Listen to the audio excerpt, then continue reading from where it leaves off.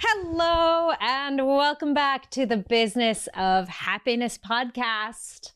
Hi, guys. I'm your host, Dr. Tarryn MacCarthy, here always, as is the mission of the Business of Happiness, to support and serve you as women in dentistry on how to discover happiness, freedom, fulfillment, how to thrive in this really beautiful profession and not lose yourself in it, not exhaust yourself in it, not narrow yourself to feeling shackled to the profession, but actually finding more freedom and spaciousness and opportunity. And one of the things that we're always looking for, and really is the core of this need to feel good, is a search for fulfillment. Isn't that so true? It's that you could have everything that you worked so hard for, that you really, all your goals were set and you set out to achieve them, and then you do, and you get this feeling of emptiness, of dissatisfaction, of this unease, of discomfort. And that's when the shame starts stepping in, right? When you start thinking, gosh, what is wrong with me? Why do I have everything I want and yet I'm so frustrated? Or we start blaming, right? Like, oh my gosh, blaming the system, blaming our patients, blaming our team, blaming life, blaming our spouses. I mean, the blame goes far and wide as soon as we start to feel that unease, that unfulfillment. I think we think that we're going to get to a certain point and then finally we'd feel fulfilled, satisfied, accomplished. And what I'm unpacking in this episode is, what is that? How do we get back to that?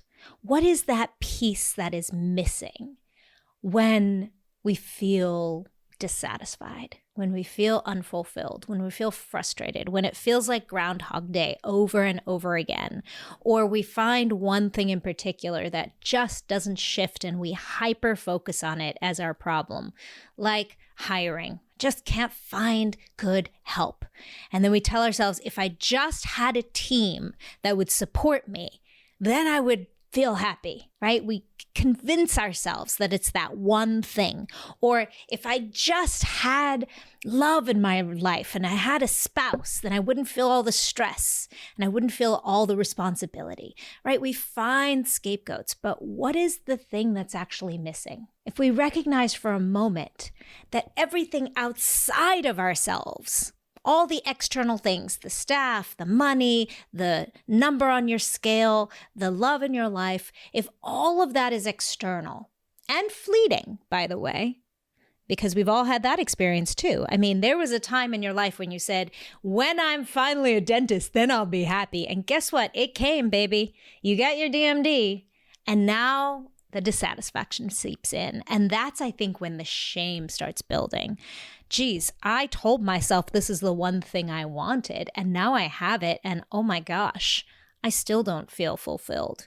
And when the shame sets in, I think we really start to feel not worthy, not good enough. What is wrong with me? There must be something wrong with me. And now we start going on that journey of discovering what's wrong with me and how do I fix it? So if we've established it's nothing outside of you, it isn't the money, actually. It isn't actually the office manager or the practice management software. What is it that offers fulfillment? I had this really interesting realization a couple weeks ago. I think some of you know that I've been taking pottery classes. I love, love, love it. I've been taking it for almost 9 months now, and it's just a great 3 hours a week where I just lose myself in the clay. And like so many of you who were drawn to dentistry, I love creating things with my hands. It just feels so good. And it's so nice to not have my career attached to it. It's so nice to not have a specific outcome. I'm not making these bowls and cups and mugs and plates for anyone. I mean, I've got ideas of what I'd like to do with them, but I don't have an urgency. I don't have a deadline. I don't have an expectation. So it just really is fun to just get fully in my body and just play in the clay and to see some beautiful things come out of it.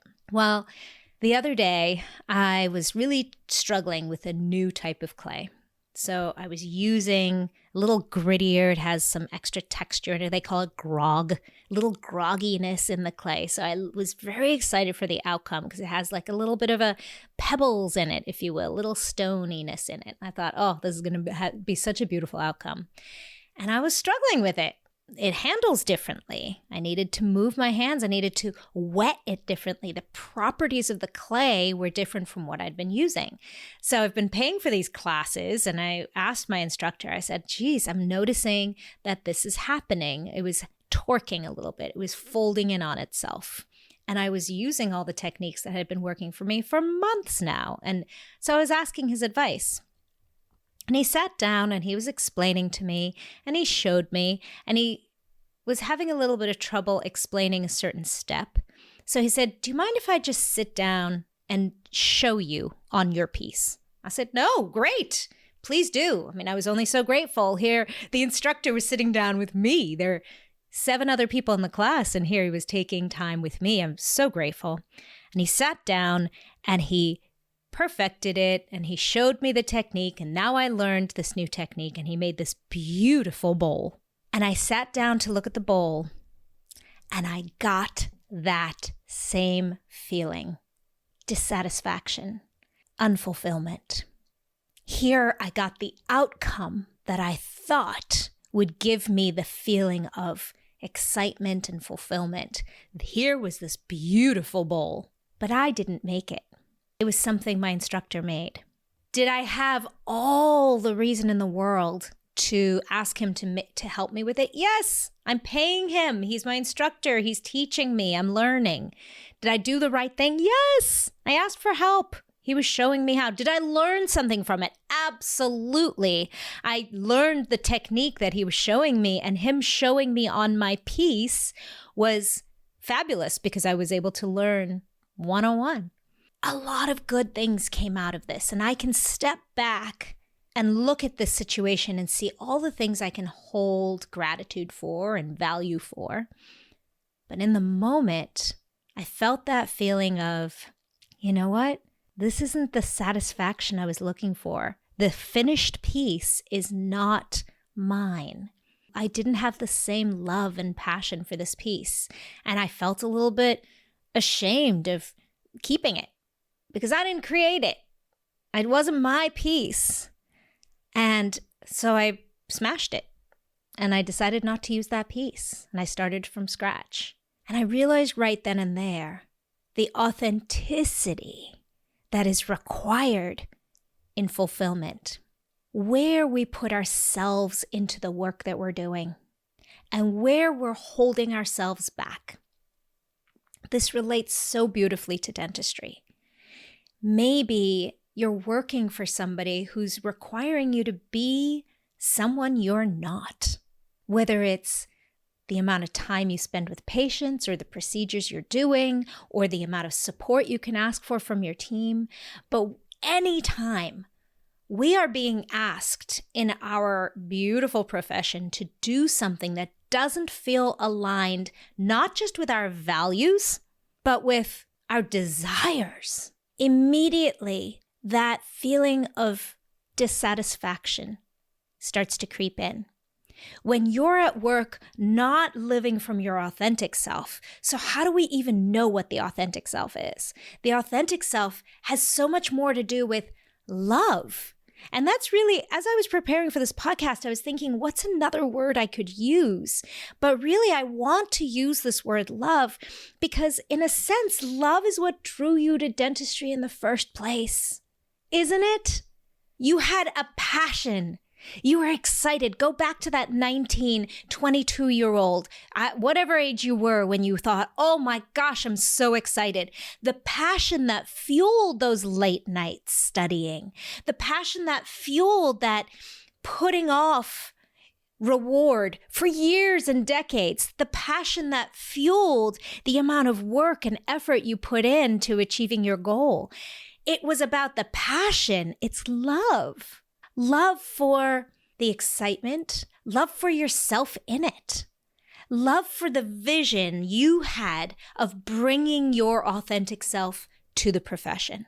There was a point in your life where you knew deeply that there was something in you that you had to contribute. And the value of that is critical, because when you're asked to show up as someone else or following someone else's rules, we start to dilute ourselves. We abandon ourselves. And that leads to this feeling of not feeling fulfilled. That component of love is lost. And love can be lost when you're not showing up as yourself. So for example, the love I've been experiencing for pottery, the love I've been pouring into my pieces, they're each been wacky and not perfect, but they're mine. The moment my instructor created one for me, it was not me anymore. There was no component of authentic presence. There was no component of authenticity. There was no component of me. My love was missing. It was created by someone else. Sometimes what can keep us from showing up in dentistry is stress, right? We start deciding to act outside of our values to protect ourselves. It makes so much sense. When you're in stress mode, your values play second fiddle to your safety and your survival. Whenever we're in fight or flight, your body is literally thinking, how can I survive this? It's not thinking, how can I show up as my authentic self? Your body is saying, protect, protect, protect, save your life. Even if you're not consciously thinking that, when you're experiencing stress and overwhelm, that is where your body's going. So you start making decisions, not just in patient care, but in leadership, in communication, in interaction, based on survival. And survival is never you showing up as yourself.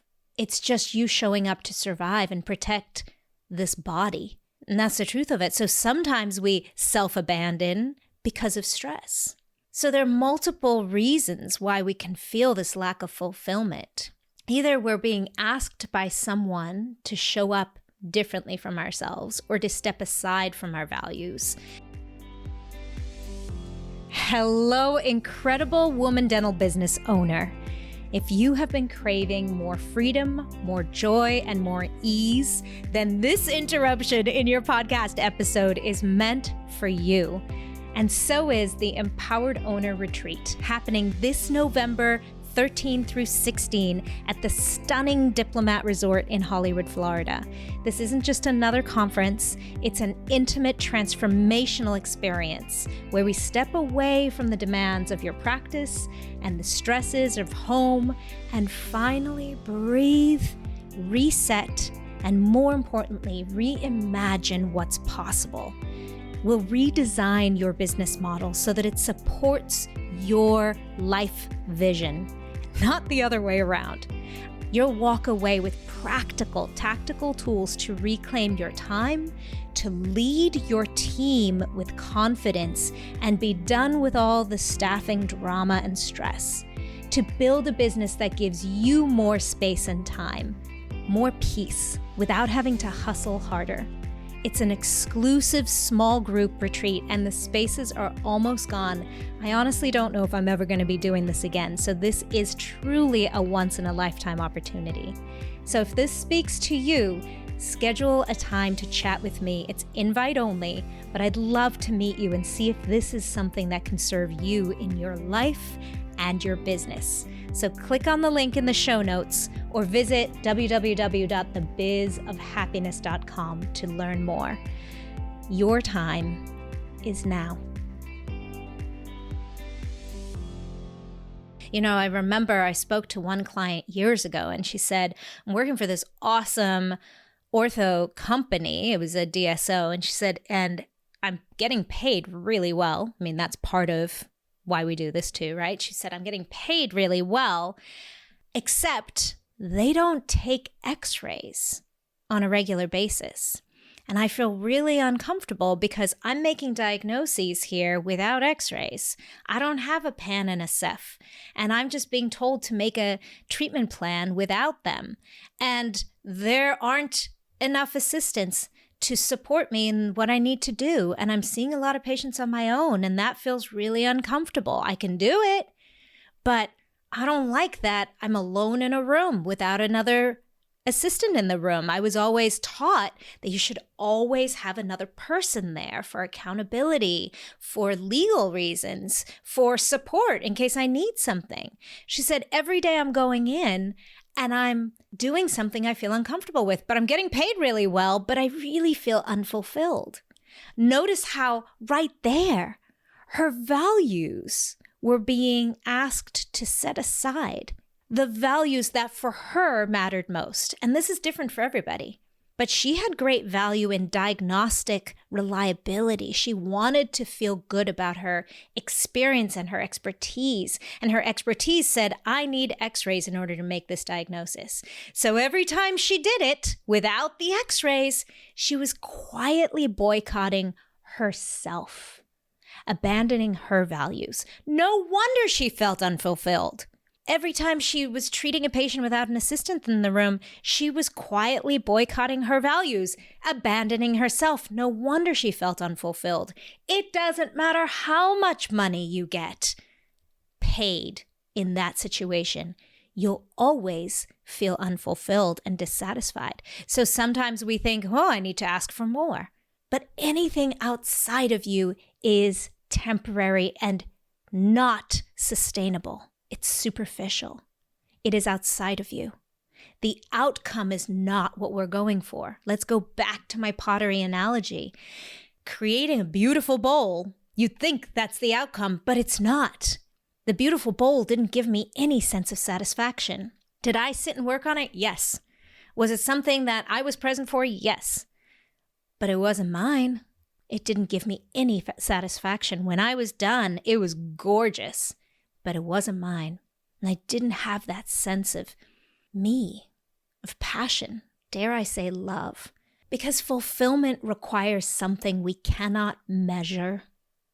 Fulfillment requires something we cannot see or touch or number or even describe. It's a sensation within you. And are there parameters that we can identify? Yes. I just defined a parameter for myself. I need to be in it myself. And in order to be in it ourselves, we need to have an idea of who we are. And I think that's one of the reasons why so many of us in dentistry struggle, is because we came into the profession not even knowing who we were. Some of us came into dentistry because other people told us that we'd be good at it. Some of us came into dentistry because we were just putting one foot in front of the other. And when you did really well in science and you did really well in art, and then you had a teacher who said you'd be good at dentistry, and then you took the DATs and you did really well, and then you applied to dental school, and the next thing you wake up and you own a dental practice. But you didn't know who you were before you got there.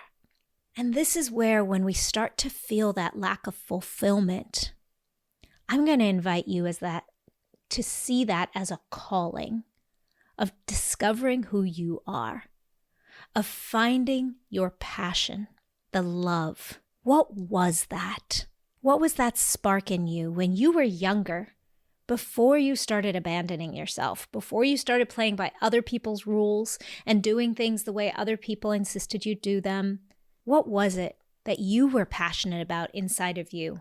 And if it's not the shape of a tooth, do not judge it. Do not worry about it if you were not passionate about shape of teeth. But connect to what that is, because that is where the secret of fulfillment lies. I discovered that years ago when I did this work. And I really sat back and I said, oh my gosh, I've got this beautiful practice. I've got this, making a lot of money. I finally own a practice. I have a team. My patient treatment is looking beautiful. Everything's successful. We're making money. Why am I feeling so dissatisfied, so unfulfilled? And I really did this look at myself. What was it about me that felt passionate? When did I feel my love, not just for myself, but my work show up? And for me, I identified it as empowering others. That's why I'm here speaking to you on this platform with podcasts, is because I care so deeply about uplifting others, about allowing others to see the power within them. And when I identified that, everything changed in dentistry for me. I realized, oh my gosh, I can do that in ortho. That is what I love about ortho, is empowering my patients with their smiles. And that went on a whole adventure, but that was the crux of the fulfillment for me. What is it that you're looking for in terms of fulfillment? What are you looking for in terms of passion? And who are you? Who are you? What do you love to do? Not what did other people tell you you love, not what did other people tell you you'd be good at, but what is that spark that you've had? And sometimes this is right on the tip of your tongue and you know the answer immediately. And sometimes that takes a little journey of introspection, of looking back at the journey of our lives. What was it that sparked that joy and passion? I often find looking back at my younger self, who was she? What did she love to do? And what feels really good now? This idea of fulfillment is such a deep one. And I think it's what we are all craving right now, the authenticity of it, because we recognize it's not about money. It's not about titles. It's not even about serving others. It's about finding the fulfillment. And to each of us, that's unique. And I think that's what's most important, is learning more about who you are. That's really what we're here on this earth to do, is to discover ourselves. And if we can love each other and help each other in the journey, what a beautiful experience that would be. But even in my analogy of making that beautiful bowl in pottery class, it's about learning how to manipulate the clay. It's about learning what my hands do. It's about having a vision and then playing it out and getting the feedback from the clay. And that's a part of what we're here to do too. And I think it's our responsibility to keep connecting, reconnecting back to passion and fulfillment. And so I honor you if you have felt that way recently. Like, why am I just not feeling fulfilled? Let that be your indicator light on your dashboard saying, hello, you have everything else, but you're missing that true, authentic fulfillment. You're missing the connection to yourself. And that's exciting. It doesn't have to be scary. You don't have to shame yourself. Oh my gosh, I've been in dentistry for 20 years and I was neglecting myself this whole time. Oh, I know, I've been there too. But once again, can you just look at this as a beautiful opportunity to start rediscovering who you are? What matters to you? Because the shame and the blame and the beating yourself up is not going to get you there. It's going to get you the opposite. There are no rules. There is no right way to do anything. You haven't made a mistake. You're not messing things up. You're not doing anything wrong. But you're now at the point in your life where you're ready to reconnect with yourself and know how beautiful this is. This realization of, wait a minute, I have everything I set out to do. I have all the things I wanted, but what's missing is me. And now begins the journey of rediscovery. Many times that requires unlearning some things about yourself you thought you knew, like all those fears, all those limiting beliefs, all those things that you thought you weren't good enough, and rediscovering who you really are. And the power you really have within you. And imagine showing up like that to work in the morning. Imagine showing up like that to your boss or to your patients or to your team. Imagine showing up just fully authentically yourself and not needing to be anyone else or to seek for any kind of satisfaction or refueling from any external evidence like Google reviews or money or needing a certain outcome in your patient's mouth? What if it was all just you living authentically from that passion that you have, the love that you have, however that expresses in the work that you do? That would be amazing, right? Can you see that outcome would be so much more beautiful, not just empirically, not just measurably, but it would feel so much more fulfilling. And you deserve that, because when you feel fulfilled, you feel really good. And what I know, and why I do this work and why I bring you these podcasts and why I hold retreats to have transformational experiences for women in dentistry and why I run Radical Happiness for you to have these tools to make this transformation in your life.